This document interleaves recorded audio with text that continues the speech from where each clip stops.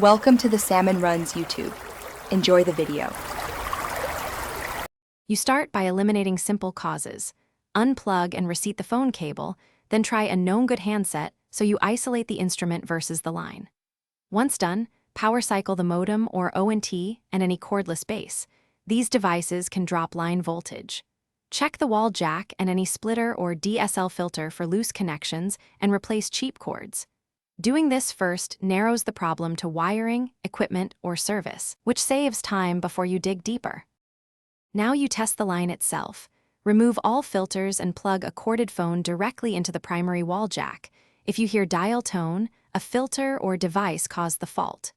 If not, measure for about 48 volts DC between tip and ring with a multimeter that confirms provider feed. Next, check the network interface device or junction point. Tighten terminals and look for corrosion. If home wiring is removable, swap short jumpers to narrow the fault to a specific cable or jack. If your tests show no tone or absent ring voltage, call Pldt with the date, times of failures, and what you tried. This speeds up escalation. Ask them to run a remote line test and schedule a technician if they confirm a central office or drop issue. Once a tech visit is arranged, make sure an adult is present and show your test results. If things still fail after a visit, document intermittent behavior and request a follow-up. That record is essential for accountability. Thanks for watching. Consider subscribing if we helped you.